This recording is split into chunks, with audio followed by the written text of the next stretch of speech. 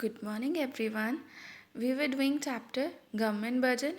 Till now, we did the revenue receipts in the components of budget. Today, we are going to do capital receipts of the government budget.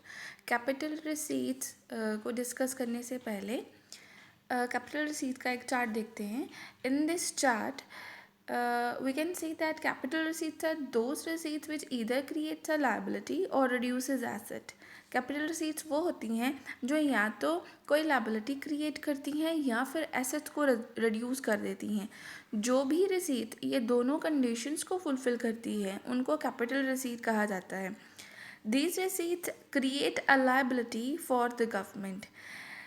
ये रसीद जो है government के लिए liability create करती हैं. For example जो government ने लोन्स लिए होते हैं वो भी रसीद होते हैं, क्योंकि पैसा गवर्नमेंट के अकाउंट में आता है पर उसको वापस भी करना पड़ता है, तो वो लाइबिलिटी जो है वो बन जाती है. Second condition is this receipts causes reduction in the assets of the government. अब ये एसेट्स को भी रिड्यूस करती हैं. फॉर एग्जांपल अगर गवर्नमेंट ने एयर इंडिया कंपनी के शेयर सेल किए तो सेल करने से पैसे रिसीव किए, तो इससे एसेट रिड्यूस हो गया है शेयर्स का, क्योंकि शेयर सेल कर दिए तो शेयर्स कम हो गए. ये इसीलिए कैपिटल रसीद जो है वो मानी जाएगी. कैपिटल रसीट्स 3 टाइप्स की होती हैं. Recovery of loans, second is borrowing and other liabilities, third is other receipts. Recovery of loans क्या है? रिकवरी ऑफ लोन्स में आएगा कि सेंट्रल गवर्नमेंट फाइनेंशियल क्राइसिस के टाइम पे स्टेट गवर्नमेंट को लोन प्रोवाइड करती है. जब ये लोन रिकवर कर लिए जाते हैं, वापस ले लिए जाते हैं, तो गवर्नमेंट को कैश मिल जाता है, पर एसेट साइड जो लोन गिवन होता है वो कम हो जाता है. इसीलिए इनको कैपिटल रसीद कहा जाता है. Borrowing and other liabilities. Boring and other liabilities में है कि लोन देने से एसेट क्रिएट होता है और लोन लेने से लाइबिलिटीज़ क्रिएट होती है, क्योंकि लोन को वापस करना पड़ता है. बोरोइंग मीन्स लोन जो सरकार ने, जो गवर्नमेंट ने लिए हुए होते हैं वो कैपिटल रसीड होते हैं. गवर्नमेंट पैसा कहाँ कहाँ से बोरो कर सकती है? From general public, from RBI and from rest of the world, means out of the country, from another country.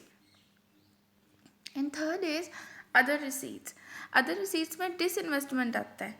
Disinvestment तब होती है जब गवर्नमेंट अपने पब्लिक एंटरप्राइजेस के जो शेयर होते हैं उनको सेल कर देती है. सेल ऑफ शेयर से ओनरशिप ट्रांसफ़र हो जाती है from public sector to private sector. इसीलिए जो पैसा डिसइन्वेस्टमेंट से मिलता है वो एसेट रिड्यूस कर देता है और उसे कैपिटल रसीट ट्रीट किया जाता है. Next topic is the difference. We will discuss about the difference between revenue and capital receipts. सबसे पहले the first difference is difference in meaning. Meaning का डिफरेंस है पहला. रेवेन्यू रिसीट जो है, फर्स्ट वन है रेवेन्यू रिसीट गवर्नमेंट के asset liability पे इम्पैक्ट नहीं डालती, उसको अफेक्ट नहीं करती है. बट कैपिटल रसीट जो है वो गवर्नमेंट की एसेट्स एंड लाइबिलिटीज़ को अफेक्ट करती है, क्योंकि एसेट्स एंड लाइबिलिटीज़ जो हैं वो रेवेन्यू रसीट में इंक्रीज़ और डिक्रीज़ नहीं होते, पर कैपिटल रसीट में एसेट्स जो हैं वो इंक्रीज़ या डिक्रीज़ होते हैं. उसमें कैपिटल रसीट में क्या होता है कि जो एसेट्स हैं वो कम हो जाते हैं और जो लाइबिलिटीज़ हैं वो बढ़ जाती हैं. Second is difference in significance.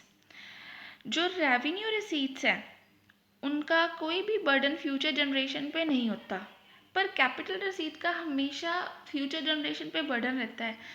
Example इसकी ये है कि अगर गवर्नमेंट ने कुछ बोरो किया है, मीन्स कुछ लोन लिए हैं, तो वो फ्यूचर जनरेशन को रीपे करने पड़ते हैं, इसीलिए इनका बर्डन होता है.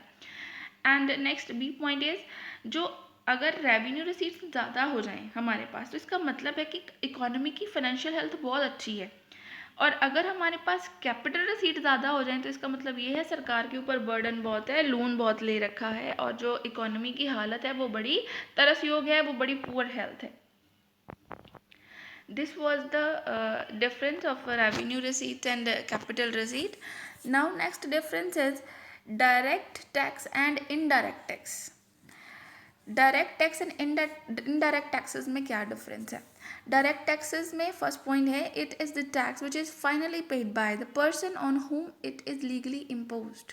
डायरेक्ट टैक्स वो होता है जो उस पर्सन को देना पड़ता है जिसके ऊपर कानूनी तौर पे वो लागू होता है और उसी ने वो पे करना है, जैसे इनकम टैक्स वगैरह हो गया। इनडायरेक्ट टैक्सेस वो वाले टैक्सेस होते हैं जिसका जो बर्डन है from one person to another shift किया जा सकता है, मतलब इम्पोज किसी और पे होता है पर पे किसी और ने करना होता है। इसका जैसे GST और वैल्यू एडेड टैक्स जो है वो इनडायरेक्ट टैक्सेस होते हैं। Okay, the burden of direct taxes can not be shifted from other. Burden नहीं शिफ्ट किया जा सकता डायरेक्ट टैक्सेस में, बट इनडायरेक्ट टैक्सेस में बर्डन शिफ्ट किया जा सकता है। डायरेक्ट टैक्सेस जो हैं वो जनरली प्रोग्रेसिव इन नेचर होते हैं। प्रोग्रेसिव इन नेचर मतलब इंटरेस्ट रेट बढ़ता रहता है विद इंक्रीज इन इनकम, ठीक है। इसके एग्जांपल है इनकम टैक्स और कॉर्पोरेट प्रॉफिट टैक्स। और इनडायरेक्ट टैक्सेस वो वाले टैक्सेस होते हैं जो जनरली रिग्रेसिव होते हैं, मतलब जिस हिसाब से जो टैक्स इनकम बढ़ती रहती है या टैक्सेस के रेट्स हैं जो वो कम होते रहते हैं, कम टैक्स देना पड़ता है, ठीक है। जैसे GST हो गया और कस्टम ड्यूटी हो गई। तो with this the difference is over.